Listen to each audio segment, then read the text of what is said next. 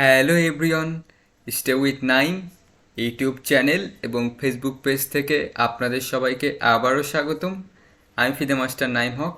আজকে আমরা দেখব সানফিল্ড ওপেন দাবায়, যেটা গ্র্যান্ড চেস ট্যুরের ষষ্ঠ রাউন্ডের খেলায়।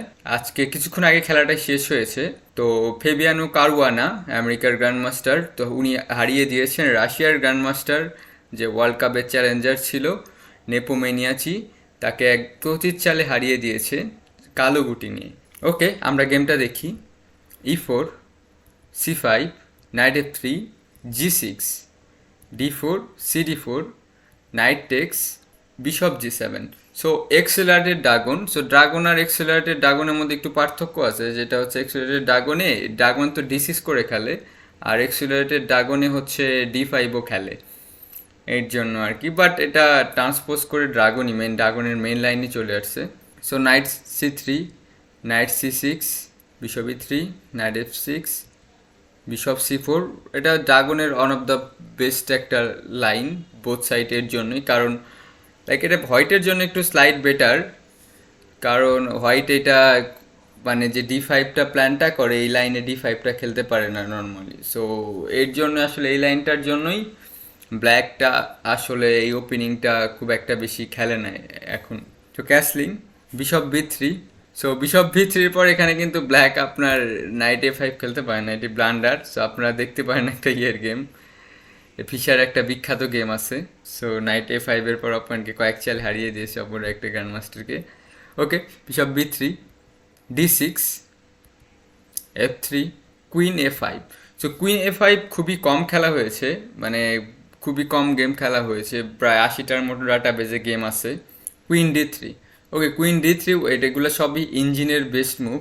এই এই লাইনগুলো যদিও খুব কম খেলা হয়, কারণ ড্রাগনটা এখন টপ লেভেলে বলা যায় যে অনেকটা খেলাই হয় না, হঠাৎ এক দুইটা গেম খেলা হয়। আনিসগিরি কিছু ইমপ্রুভমেন্ট বের করে কিছু গেম খেলেছে, বাট এটা সবাই সারপ্রাইজ হিসেবে খেলে। So night E5, queen D2, bishop D7, triple 0, রুক C8, king B1, night C4, bishop C4। কারণ এই বিশপটা যেহেতু স্ট্রং, তো অবশ্যই এই বিশপটা টেক করতে হবে। সো রুক C4, মানে জাস্ট দেখা যাচ্ছে এটা খুবই একটা নর্মাল পজিশন। দেখা যাচ্ছে এটা অবশ্যই খেলে এই টাইপের পজিশনে, অনেক সময় রুক C3 স্যাক করেও খেলে অনেক সময় এক্সচেঞ্জ দিয়ে। কারণ এই বিশপটা বিশপটা আসলে কেন বলে ড্রাগন, যে এই স্ট্রাকচারটা আসলে ড্রাগন সাপ, মানে যে সাপ আছে সাপের মতো। আর মানে বিশপটা খুবই ইম্পর্টেন্ট রোল প্লে করে ড্রাগন ওপেনিংয়ে। সো এর জন্য এই টাইপের স্যাক হয় মাঝে মধ্যে। সো G4, যেহেতু কুইন সাইডে ব্ল্যাক খেলছে, হোয়াইটের কিং সাইডে খেলছে, বিশপ E6। সো বিশপ E6-এর আইডিয়া হচ্ছে এখন যদি নাইট দিয়ে খায় তো এফ দিয়ে খাবে। এখানে হচ্ছে মেইন কথা হচ্ছে যে হোয়াইট যে D5 স্কোয়ারটার উপরে মানে অনেক কিছু করার ট্রাই করে। সো বিশপ E6-এর পরে এই ডি যদি খেয়ে দেয়, তাহলে D5 স্কোয়ারটাও কন্ট্রোল হারিয়ে ফেলছে। সেই সাথে আর যদি না খায়, তাহলে এই বিশপটাও, যেহেতু D7-এ তো কোনো একটা কিছু কাজ করছে না, সো D7-এ যেহেতু কাজ করছে না, সেই হেতু আপনার E6-এ অনেক স্ট্রং একটা জায়গায় আছে। So knight B3, so queen attack করেছে। সো কুইন A6, তো এই গার্ড দিয়ে সাথে B5ও করতে পারবো। So bishop D4, rook C8। After rook C8 এখানে আসলে পজিশনটা খুবই ডিফিকাল্ট আমার মনে হচ্ছে হোয়াইটের জন্য। পজিশন স্টিল ইকুয়াল, বাট আমি প্রেফার করব মানে ব্ল্যাকের সাইড, কারণ হোয়াইটের ক্লিয়ার আইডিয়াটা করা খুবই ডিফিকাল্ট। G5, ওকে, G5 হচ্ছে একটা ব্ল্যান্ডার মুভ। তো বাট আমরা দেখি যে এখানে কি খেলতে পারতো আসলে। সো এখানে খুবই দেখতে পাচ্ছেন আপনারা ব্ল্যাকের পিসগুলো খুব ভালো অ্যাক্টিভ। সো এখানে হোয়াইট চাইলে কুইন G5 খেলতে পারতো, যে কুইন G5, H6, সো তারপরে কুইন H5, সো এক্সচেঞ্জ করতে পারতো। সো এটা এক্সচেঞ্জ করার পর এটা ইকুয়াল, যেহেতু হোয়াইটের পজিশন অলরেডি মনে হচ্ছে যে একটু প্রবলেম, সো ইকুয়ালিটি মেনটেন করে খেলতে পারতো। বাট আসলে এর হোয়াইট এখানে একটা খুব নর্মাল চাল দিছে, বাট নর্মাল চাল দেওয়ার পর কারোয়ানা এত ব্রিলিয়ান্ট একটা ট্যাকটিস করে ফেলছে, যেটা হচ্ছে মানে এই পজিশনে যে ট্যাকটিস হতে পারে, আমার মনে হয় নেপোমিনিয়াচি মানে এটা এক্সপেক্ট করে নাই। তাহলে হয়তো বা সে আরও কিছু ভেবে চিনতে খেলতো আর কি। নেপোমিনিয়াচি অনেক ফাস্টও খেলেছে পুরো ম্যাচে। সো এইখানে নর্মাল সে দেখছে যে নাইটটা ধরা, সো সে এখানে খেলেছে G5। যে নাইটটা সরাই দিই, বাট এখানে আপনারা চাইলে চিন্তা করতে পারেন 5 মিনিট 10 মিনিট চিন্তা করতে পারেন ভিডিওটা থামিয়ে যে এখানে কি খেলা চাই আসলে। Okay, so knight E4, excellent move.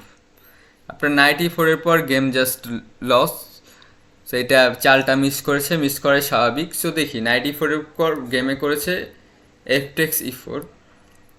So okay, black কি হচ্ছে, ব্ল্যাক একটা পিস ডাউন একটা পনের এগেনস্টে, বাট বিশপ টেক্স করেছে, পিস দিয়ে পিস এক্সচেঞ্জ করলো। এখন কি যে কুইন দিয়ে তো খাওয়া যায় না, কারণ ধর আর এই নাইট দিয়ে যদি খায় যেটা গেমে খেয়েছে, সো রুক টেক্স C3।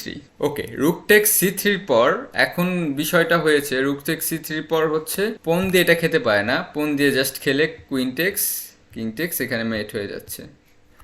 আর কুইন দিয়ে যদি খায়, তাহলে তো কুইন ডাউন, এই পজিশনটা লস হয়ে যায়। জাস্ট ইভেন আগে এটা খেয়ে নিয়ে তারপর এটা খাওয়া যায়, সো এই পজিশনটাও লুজিং। আর গেমে খেলেছে A3, সো আর যদি এখানে রুক C3-র পর, সো গেমে খেলেছে A3, বাট এখানে যদি নাইট টেক্স ইসিস করতো, সো নাইট টেক্স ইসিস করলেও সো এখানে জাস্ট টেক, তো কুইন দিয়ে খেতে হবে অবশ্যই, অন্য চাল দিলে তো জাস্ট পন ডাউন আরও। So take take, queen check, rook দিয়ে ফিরলে সেম খাবো E4-এর পন। সো যাই খেলুক, সো টেক টেক টেক, এটা পজিশন তো লুজিং আসতেছেই। সো রুক C3 পর A3 খেলেছে, A3 ইঞ্জিনও প্রেফার করছে A3 খেলার জন্য।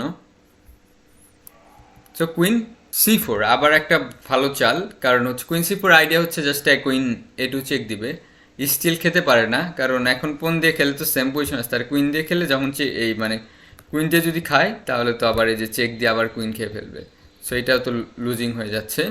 তো এটাও হচ্ছে না, তো এখন মানে আবার হচ্ছে এটাও যদি খায় তো আগে তো তাহলে আগে C2 খাবো, দেন আবার এটা ব্যাক নিয়ে নিব। ঠিক আছে, সো পোন ডাউন 2-3টা, even game loss, just pawn down এখানে কোনো বিষয় না। তো গেমে খেলেছে B3, কুইনটা সরিয়ে দিয়েছে, কুইন C5। ওকে, রুকসি অন খেলেছে। সো এখানে যদি আর কি খেলতো, এখানে যদি রুকসি অন না খেলে নাইট E6 করতো। ওকে, নাইট E6 যদি করতো তাও এখানে F takes E6 just take করে দিতাম। সো এরপরে C2 ধরা, A3 ধরা, এভরিথিং আসলে ধরা আসলে। So game just loss. আর যদি কিং এখানে B2 খেলে, সো কিং B2 খেলতে পারে না আসলে।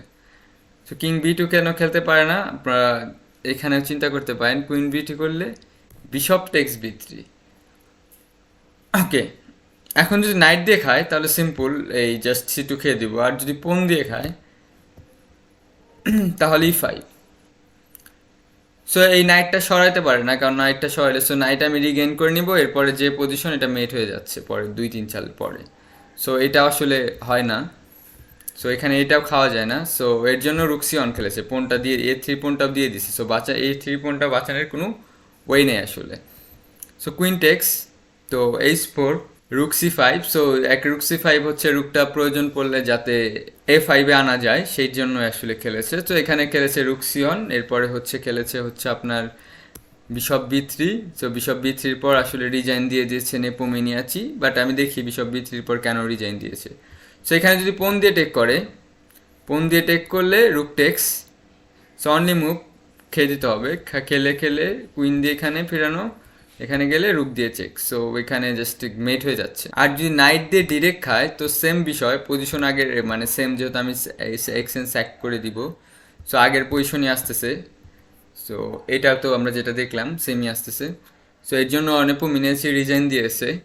সো আসলে কারওয়ানা একটা খুবই অসাধারণ গেম খেলেছে, অসাধারণ গেমে। সো নেপোমিনিয়াচি খুবই ট্রিকি প্লেয়ার, তো ট্রিকি প্লেয়ারের সাথে যদি একটা ট্রিকি ওপেনিং খেলে তাহলে সেটা অবশ্যই মানে কাজের দেওয়ার চান্স থাকে, যদিও উল্টা হওয়ারও চান্স থাকে, বাট এটা এখানে এই ক্ষেত্রে আসলে কারওয়ানার যে ওপেনিং ট্রিকটা এবং ওপেনিং প্রিপারেশনটা খুব ভালো কাজে দিয়েছে, এবং ব্রিলিয়ান্ট একটা ট্যাকটিস খেলে সে গেমটা জিতেছে। আমার মনে হয় না, মানে আমি জাস্ট সো ইন্টারভিউ তো যেহেতু দেখিনি, মনে হয় যে এখানে আমার মনে হয় না যে এই E4 যে স্যাক হতে পারে এটা নেপোমিনিয়াচি এক্সপেক্ট করেছে।